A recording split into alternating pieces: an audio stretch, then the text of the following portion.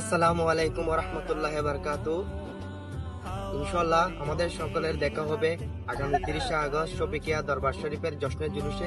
যে জুলুসটা এমন একটি জুলুস, এই জুলুসের মধ্যে হুজুর কেবলাই আলম আমাদেরকে কিছু দিক নির্দেশনা দিয়েছেন। সবাইকে সকালে উঠে আমাদেরকে নামাজ পড়তে হবে। নামাজ পড়ে তরিকতের ওজিফাগুলো পড়ে আমরা সবাই উজু রেখে, মাথার মধ্যে টুপি রেখে, অন্তরের মধ্যে রসুল পাকের মহব্বত রেখে সেই জুলুসের মধ্যে আমরা যেতে হবে। হুজুর কেবলাই আলম বলেছেন এটা রসুল পাক সাল্লাল্লাহু আলাইহি সাল্লামের জুলুস। এই জুলুসের মধ্যে খবরদার তোমরা দরবারের নাম সহ ব্যবহার করবে না। এটা রসুল পাকের জুলুস। এখানে আল্লাহ পাকের তকবির দিবে এবং রসুল পাক সাল্লাল্লাহু আলাইহি সাল্লামের নাতে রসুল পড়তে পড়তে আমরা সেই জুলুসের মধ্যে, সেই র্যালির মধ্যে আমরা অংশগ্রহণ করব।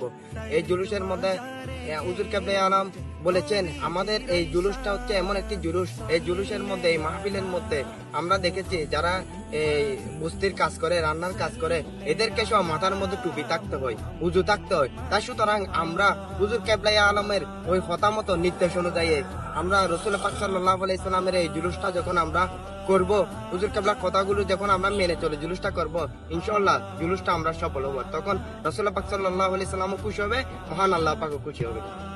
শফিকিয়া জশ্নে জুলুস ছড়িয়ে পড়ুক সারা বিশ্বে। সবাইকে আমাদের পক্ষ থেকে জানাই পবিত্র ঈদে মিলাদুন নবী। আসসালামু আলাইকুম।